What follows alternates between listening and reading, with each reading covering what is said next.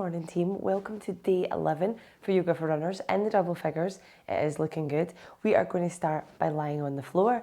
Today's workout is all going to be kind of like a nice little runner's release. So let's lower ourselves down to the floor and just bring in those knees in for a wee hug. So just take a nice little rock from side to side here, loosening off the lower back. You can even open out the knees a little bit more, find a little bit of movement in those hips as well. And then bring the knees together. Give yourself a nice little hug in. Lovely, tight little squeeze. And lower it down. Let's extend those legs along the floor here. And take a nice big good morning stretch. So hands above the head, point the fingers, point the toes. And then we're going to take that right knee in for a little hug here. So hugging it in towards the chest, maybe just giving it a little rock from side to side here as well. We're going to flex out this leg. So we're going to extend the leg, holding behind the thigh here. Now, if you do have a strap or if you have like the cord of your dressing gown, you can hook this round your foot and it can give you a little bit more support than just holding behind the leg. So we want to flex the foot so that the heel is pointing towards the ceiling. So we get this lovely big stretch here. We're just going to bend and flex the foot, flex the knee here, just so that we're finding this nice little bit of warmth coming through the body here. Keeping your foot flexed as it reaches the top, you can relax it on the way down. So this is a nice little bit of tendon flossing, but it also just starts that nice little warm up in those hamstrings as well. So let's do 2 more of these. Nice. Lovely. Let's plant that left foot and we'll take that right ankle over the left knee. Takes me a moment just to remember the body parts here. So just making sure that heel is about a handprint away from your bum. If it's too far away, sometimes we can feel there's a lot of pressure on the knee.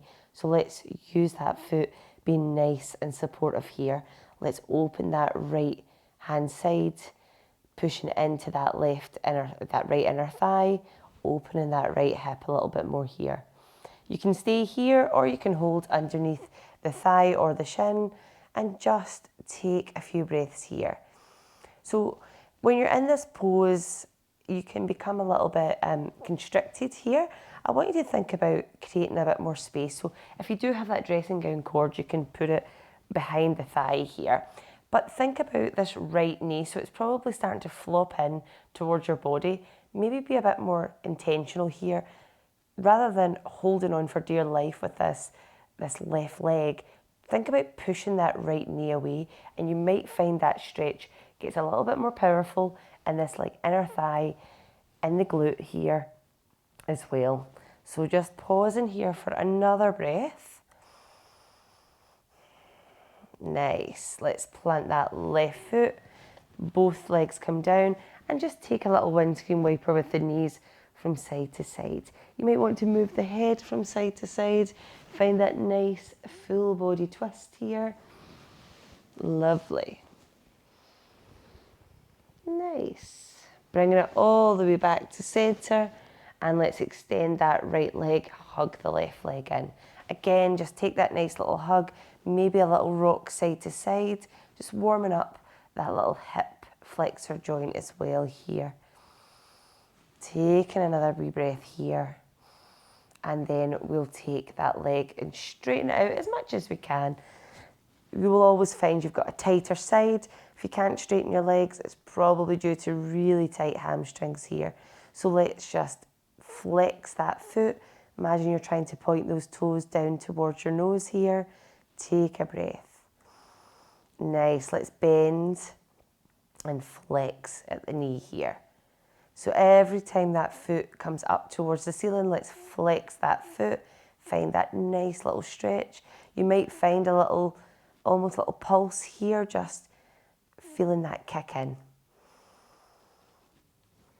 So if you do find you are a little tighter on one side than the other, just spend a little bit more time there. There is nothing to say, you do 10 on each side and that's all you can do. If one side needs a little bit more work, just take that time. Let's do another 3 more on this side. And you might find you're starting to see a little bit of looseness come up here because we're not just throwing up the leg without much intention. We're really operating a bit slower here and feeling what we need to work into. Nice, let's plant that right foot and take that left foot across. Find that figure of 4 shape here. So I would say find the shape first, push into that left knee. If you don't want to push or you want to kind of practice when we lift the leg, think about pushing that left knee with your mind, but also just feeling where the stretch is needed and opening up that hip. Your hands are there to give your body that helping hand, but if you can try and move that without using your hands, it starts to strengthen that area a little bit more. Let's take a hold behind the leg as an option. If it's not your option, just stay where you are. And again, we're going to move that left leg out to the side a little bit more, so push in. So either way, whether your foot's on the floor or up in the air, the stretch is the same. So don't underestimate keeping your leg on the floor here. Ground your lower back down, open that hip. Lovely. Take another 2 big breaths here. Nice. And then gently let go of that leg, uncross, and maybe take those little windscreen wipers again, shifting the gaze from one side to the other, just loosening off that lower back. Lovely. Once you've let your legs land on one side, let's just roll all the way up onto our knees. So we're just going to practice a little low lunge here. So coming up onto your knees, let's step forward with that right foot and just take a little rock here, back and forth. Nothing too strenuous here, just nice and easy. So we're going to move into a little half split. So as we move back and forth, think about sinking those hips and then pushing them back. Now this is where little blocks or pillows can come in handy to keep your balance, but you can bring your hands to the floor here. So we're just working into how deep this is going to be. So let's just pulse in and sink back.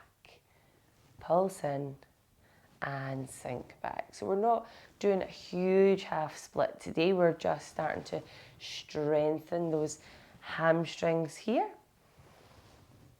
Nice. The key here is to keep your chest quite high. So we don't want to lose our form and be really low down here. We want to think about nice strong body, keeping the gaze up. Lovely. Let's bring that foot back and switch sides. Left foot comes in front and just take it nice and easy. So again, remember those body imbalances. One side just might be a little bit stiffer than the other, or this could be your flexible side, so just go with it. Lovely. Let's start that little rock back and forward, warming up that hamstring. Now, if you've done this after your run, your hamstrings are probably warmed up, but I would still say to go slow.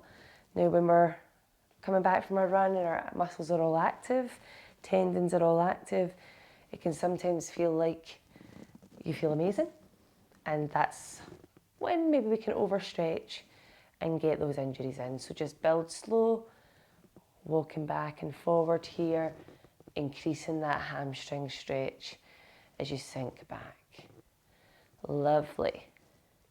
So, finishing off there, just sweep that leg behind. That is your 10 minutes done. This is a great little move to do after your run, but also even before your run, just to get fired up into those hamstrings, the back of the legs as well. I hope you enjoyed, and I'll see you all tomorrow. Bye guys.